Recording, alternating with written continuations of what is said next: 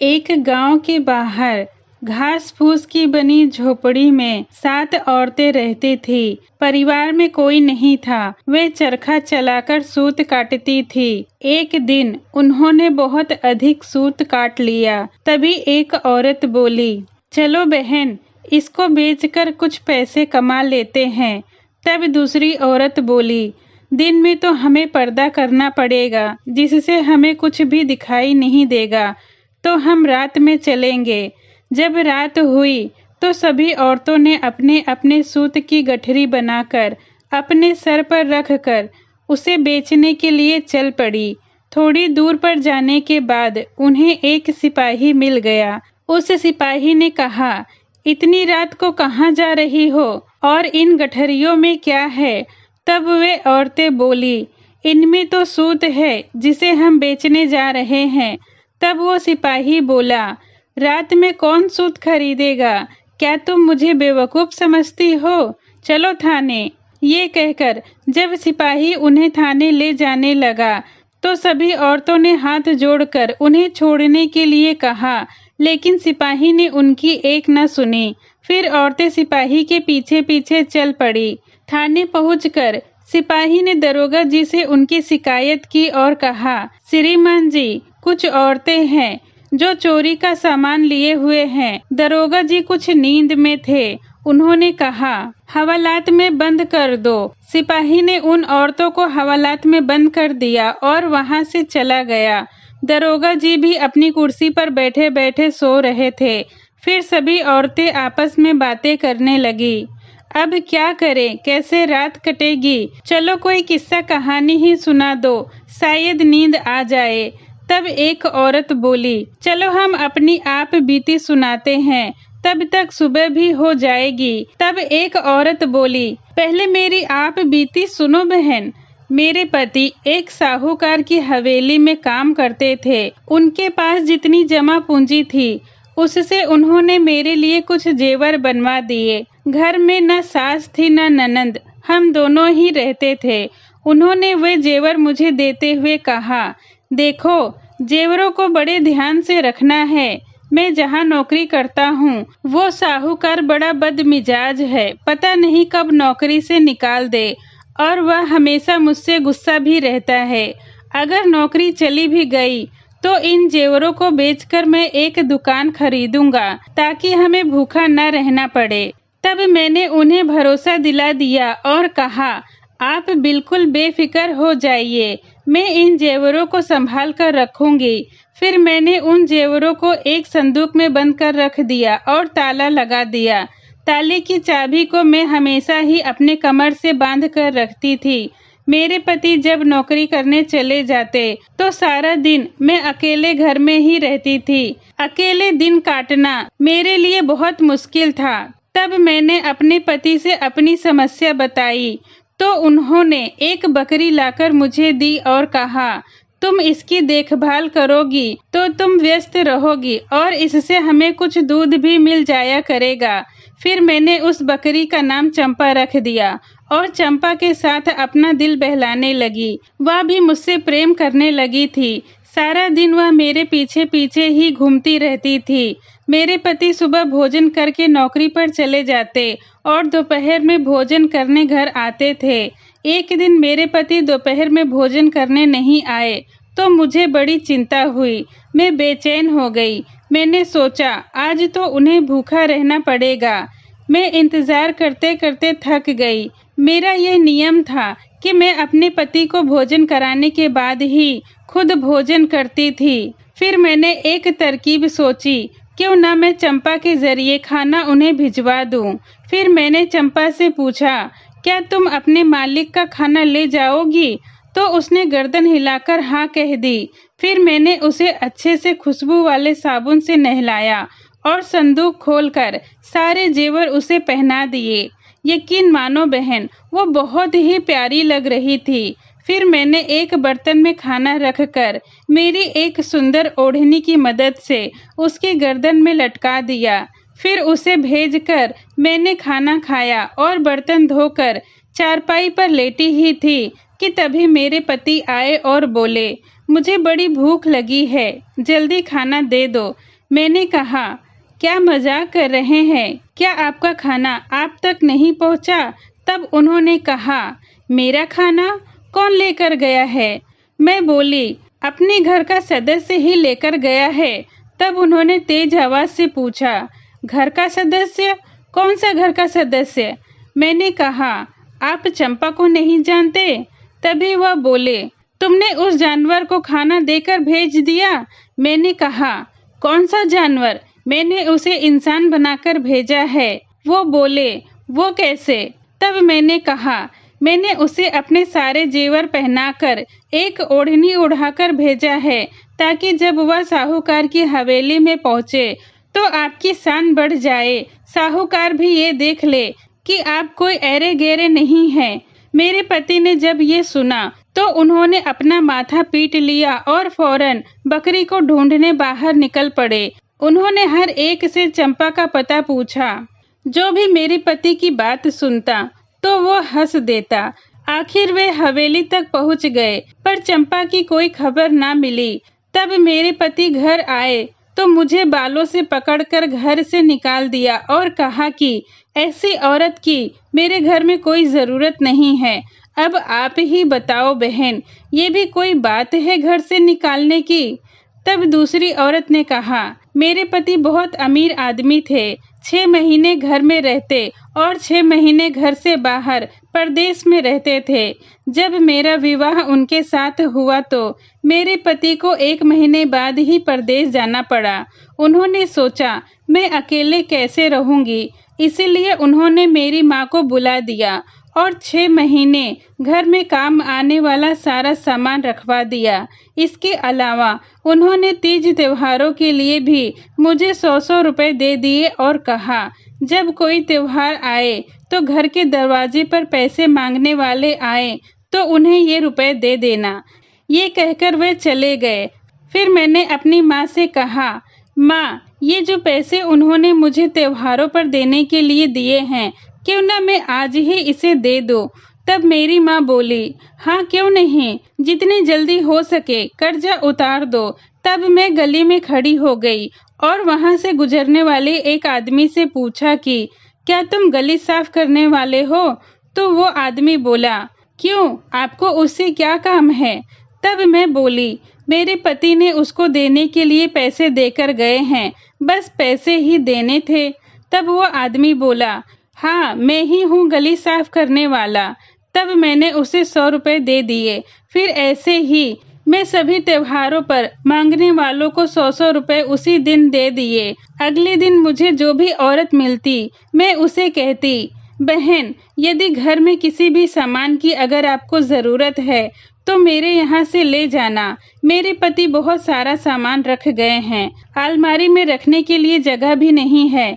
फिर हर रोज औरतें आई और घर का सारा सामान, कपड़े, जेवर मांग कर ले गई। कुछ दिनों में ही सारा सामान खत्म हो गया।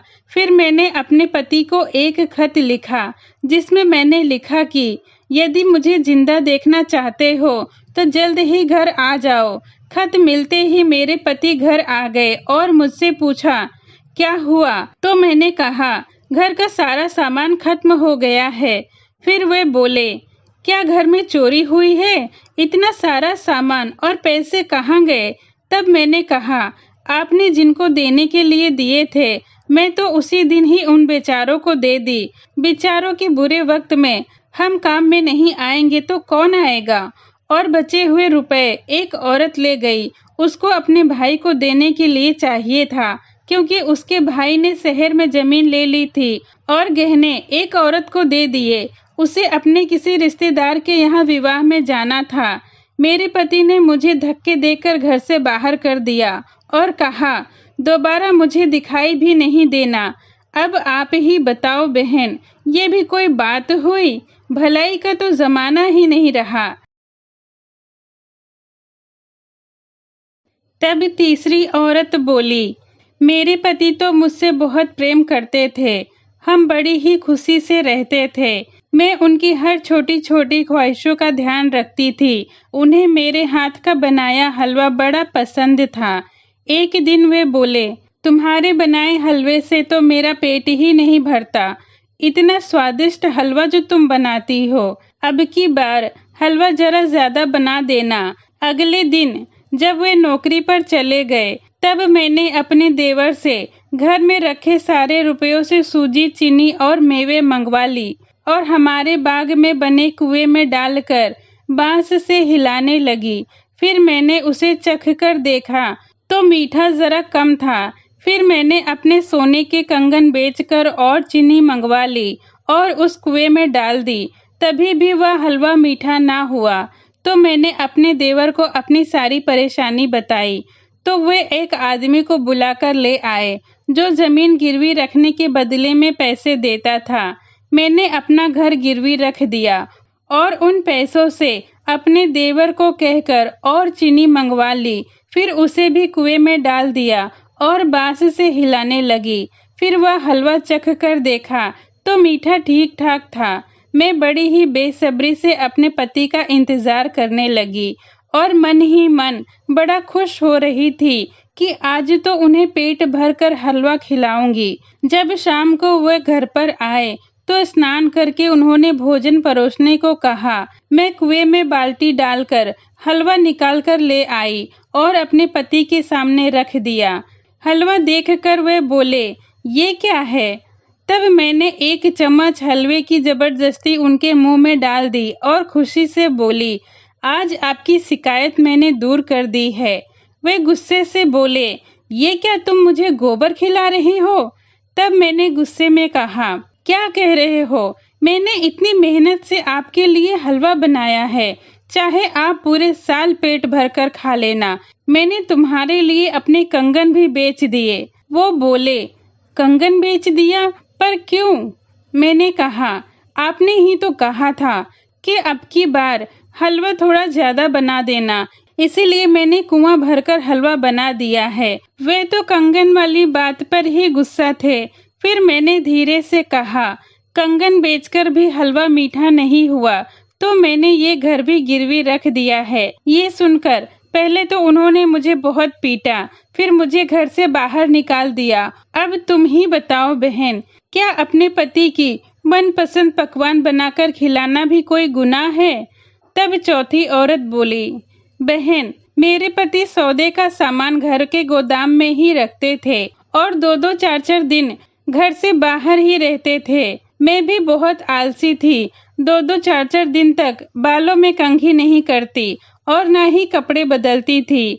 जब मेरे पति घर आते तो हमेशा शिकायत ही करते थे कि कुछ घर की साफ सफाई के साथ अपने आप को भी ढंग से रख लिया करो।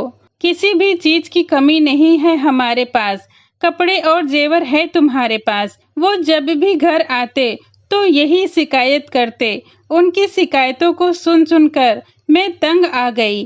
फिर एक दिन वे अपने काम पर चले गए तो मैंने गोदाम की चाबी ले ली और ताला खोलकर चूने की बोरियां निकाली और पानी में मिलाकर पूरे घर की पुताई कर दी और जो भी रंग रोगन का सामान था उससे दीवारों पर पेड़ पौधे और चित्र बना दिए। फिर इत्र की बाल्टी भरकर नहाई और बहुत सारा इत्र मैंने नालियों में भी डाल दिया ताकि खुशबू दूर दूर तक फैल जाए। फिर मैं सज सवर कर अपने कमरे में बैठ गई।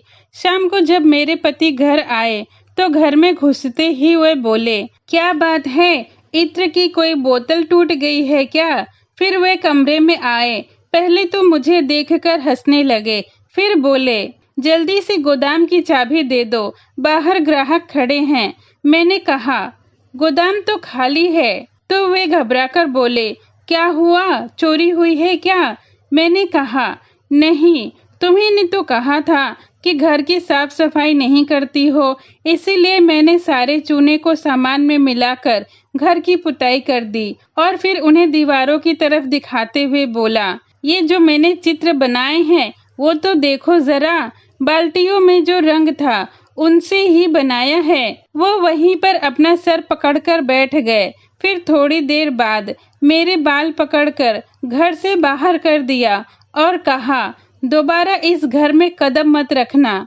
अब आप ही बताओ बहन, घर की साफ सफाई करना भी कोई गुनाह है? तब पांचवी औरत बोली, मेरे पति की तो बर्तनों की दुकान थी, दोपहर का खाना मैं दुकान पर ही दे आती थी। एक रोज जब मैं खाना देने गई तो मेरे पति किसी आदमी से बातें कर रहे थे।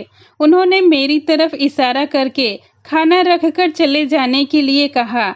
मैंने खाना रख दिया और जाने लगी। तभी मैंने सुना मेरे पति उस आदमी से कह रहे थे, अगर दुकान का ये सारा सामान जल्दी से निकल जाए तो मैं सामने वाली दुकान भी खरीद लूं और इस दुकान में शादी विवाह में काम आने वाले बर्तन का काम शुरू कर दूं। मैं घर आ गई। अगले दिन मेरे पति शहर चले गए। पीछे से मैंने दुकान की चाबी लेकर दुकान पर जाकर बैठ गई। जो भी ग्राहक आते मैं उनसे कहती, जो भी सामान चाहिए ले जाओ। दुकान में बहुत भीड़ लग गई और जल्दी ही दुकान खाली हो गई। मैंने सारा सामान बाहर निकलवा दिया। शाम को मेरे पति घर आए तो मैंने कहा कि मैंने आपकी समस्या को हल कर दिया है। वे बोले, कौन सी समस्या? मैंने कहा, वही जो कल मैंने खाना देने दुकान पर गई थी तो आप उस आदमी से कह रहे थे। उन्होंने मेरी बातों पर ध्यान नहीं दिया। थके हुए थे तो जल्दी ही सो गए। सुबह जब उठे तो दुकान पर जाने के लिए तैयार हुए तो मैं बोली, दुकान खरीदने जा रहे हो? तो उन्होंने कहा, अभी कहाँ, दुकान का माल निकल जाए तभी तो खरीद पाऊंगा। तब मैंने कहा, वो तो मैंने कल ही निकलवा दिया है।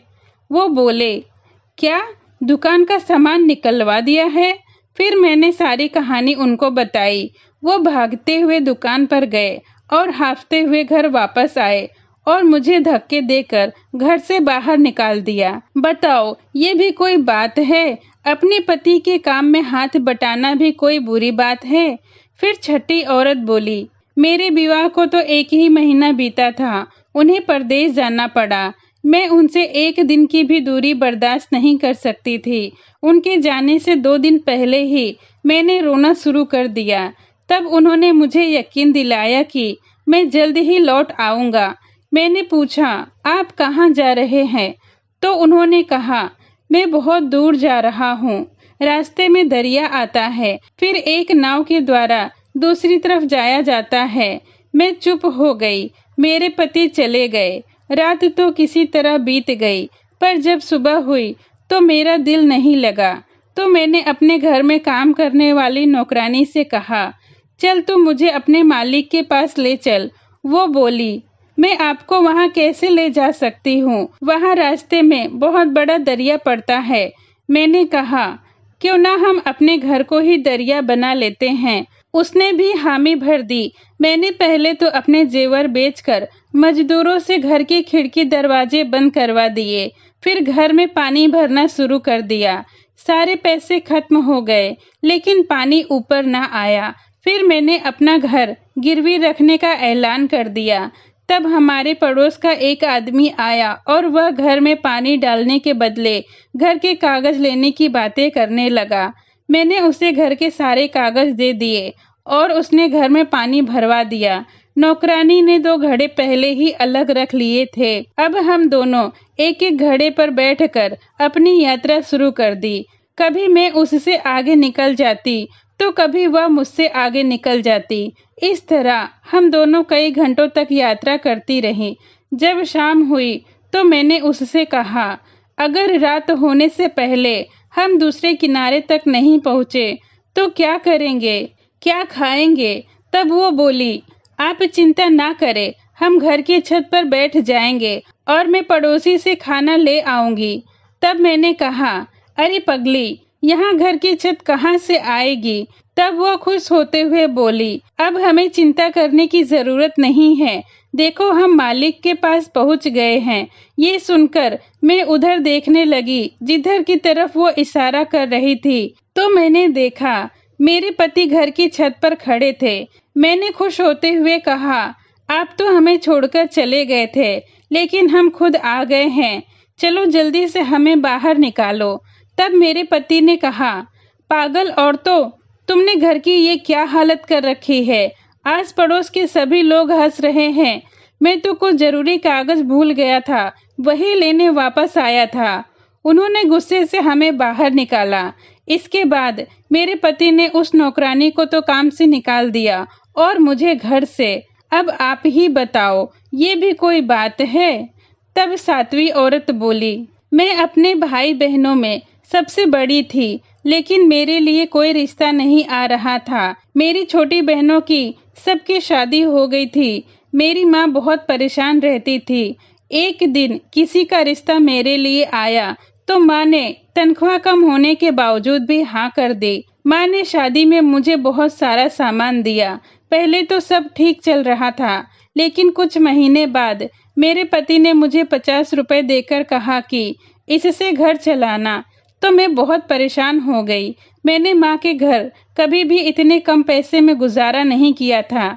मैंने एक पड़ोसी से दोस्ती बना ली और एक एक जेवर बेचकर गुजारा करती रही। इस तरह कुछ साल गुजर गए। सारा जेवर बिक गया। उन्हीं दिनों माँ की तबीयत खराब हो गई और मैं अपने पति को साथ लेकर माँ के पास आ गई। हमने बहुत कोशिश की, लेकिन माँ की तबीयत ठीक ना हुई और माँ चल बसी। तब मैंने अपने पति से कहा कि बड़ी होने के नाते माँ का क्रियाक्रम का सारा खर्च मैं उठाऊंगी। वो बोले, लेकिन मेरे पास इतने पैसे कहाँ हैं? मैंने कहा, आप कर्ज ले लीजिए। उन्होंने कहा, लेकिन मैं कर्ज कहाँ से भरूंगा?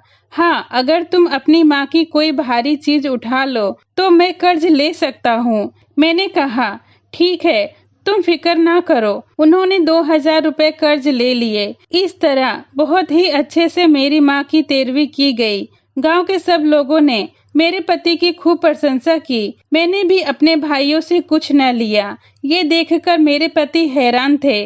तब मैंने उन्हें कहा, आप चिंता ना करें, मैंने माँ की सबसे भारी चीज उठा ली है। रात को जब सब सो गए तो मैंने अपने पति को साथ लेकर माँ के कमरे में गई और कहा, देखो मैंने क्या उठाया है। पति ने सिलबट्टे को देखकर कहा, क्या इसके नीचे सोने की असरफियां हैं? तो मैंने कहा, नहीं नहीं, असरफियां क्यों होंगी? ये तो वो सिलबट्टा है जिस पर माँ मसाला पीसा करती थी। आप ही ने तो कहा था कि माँ की कोई भारी चीज उठा लेना। मुझे इससे भारी कोई चीज ना मिली। ये सुनते ही मेरे पति मुझे बालों से पकड़कर घने जंगल में ले जाकर छोड़ आए, ताकि मैं सारी जिंदगी भटकती रहूं। अब आप ही बताओ बहन, अपने पति की बात मानना भी क्या कोई गुनाह है? सभी औरतों ने अपनी अपनी कहानी सुनाकर अपने अपने गठरियों पर सर रखकर सो गई। सुबह हुई तो दरोगा साहब ने सिपाही को बुलाकर कहा, इन औरतों को ले जाकर इनकी सूत बेचकर इन्हें इनके पैसे दे देना और इन्हें इनके घर तक छोड़ भी आना। ये औरतें दुनिया की सबसे बेवकूफ़ औरतें हैं। तो दोस्तों, आपको ये कहानी कैसी लगी कमेंट में ज़रूर बताएं। ऐसी ही कहानियों के लिए मेरे चैनल को सब्सक्राइब करें। ये वीडियो देखने के लिए आपका धन्यवाद।